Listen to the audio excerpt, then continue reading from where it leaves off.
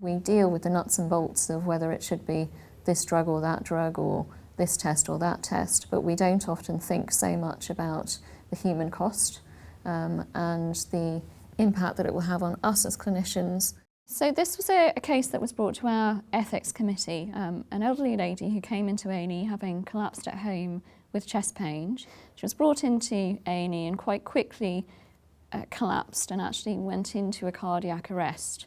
So the resuscitation team were called. One of the nurses observed that the daughter of this lady had come into the resuscitation room and begun videoing the resuscitation on her mobile phone.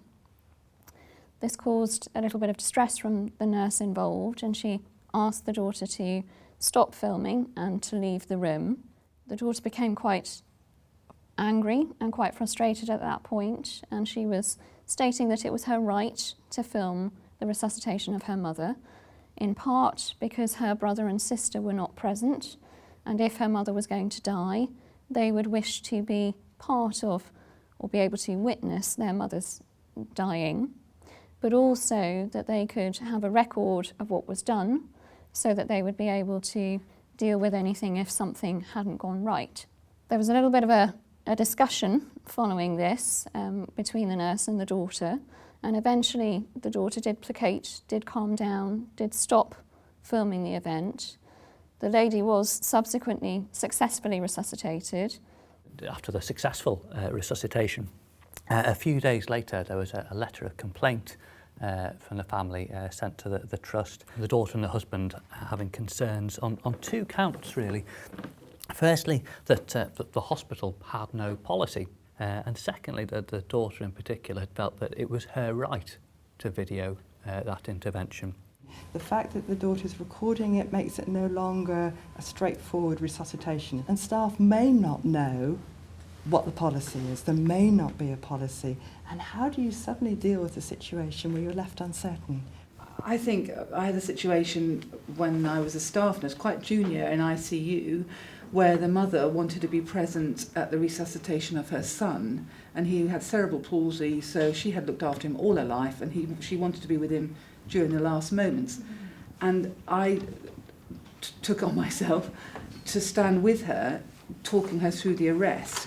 But that felt okay. I mean, people doing the arrest did feel a bit uncomfortable, but then when I said, look, this lady just wants to know what happens, it's okay, you're doing fine. She wasn't having it on video. I think a memory is different from a recording somehow. I would feel very threatened because the intent is very much they're looking to capture, one, to share with the family. You may understand that, although that in itself I would need to get my head around.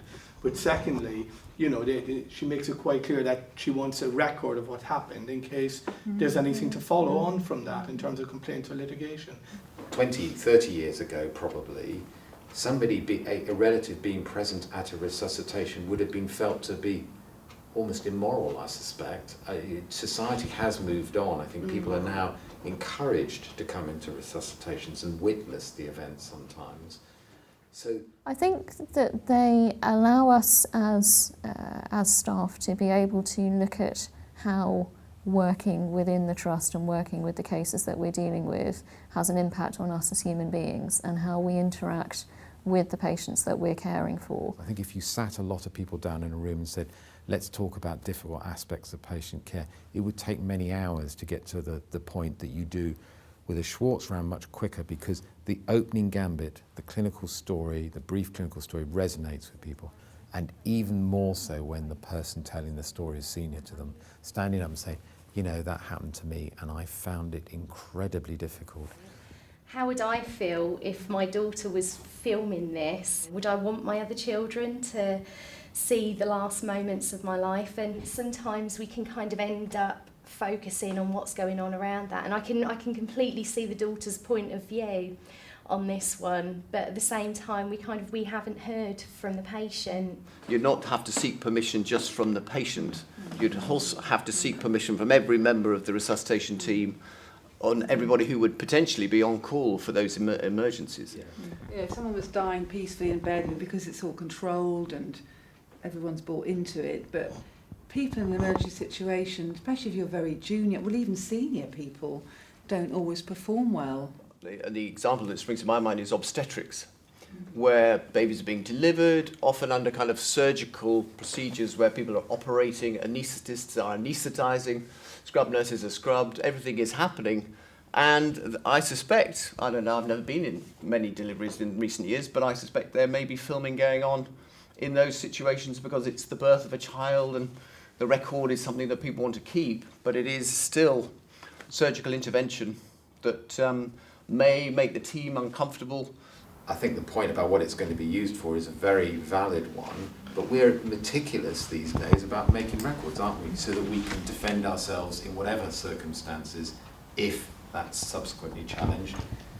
People seem to document a lot more the bad things as opposed to the good things that happen to the patient or to the relatives, not necessarily just the patient.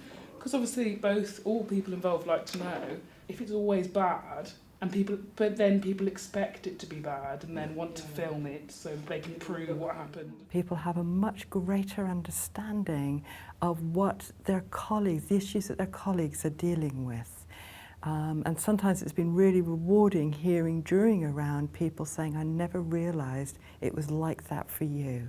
The nurse who made the decision that we're going to stop this deserves immense support and congratulations for actually achieving that, because making that decision in an instant when somebody's got a camera rolling, set against the fact that the complaint did come in and a group of very senior people spent a long time sitting around talking about the complex issues, shows how tricky this is on a day-to-day basis to make a snap, instantaneous decision on immensely complex issues. And to me, she was very brave to react to that and to actually persuade the individual. I'd be interested to know how she did it, to stop filming and to put away the camera. This example just illustrates a whole load of different situations where you're suddenly having to make a decision. And I suppose the converse of that is that that's almost the same position that the daughter was in, that she was making an instant spot decision, that felt like the right thing for her. I guess that's one reason why it might not fit so neatly into a policy that will catch everything, because in that instance one of the variables is how is it for that individual person, which is why it's such a thorny issue, I suspect. What the research is beginning to show for the rounds is that greater understanding for their colleagues then also spills over into a greater sense of compassion and empathy for patients. There's a bit of me just thinks sometimes you just got to use common sense on this, and if the staff are feeling supported, it's inconceivable that they wouldn't provide better patient care.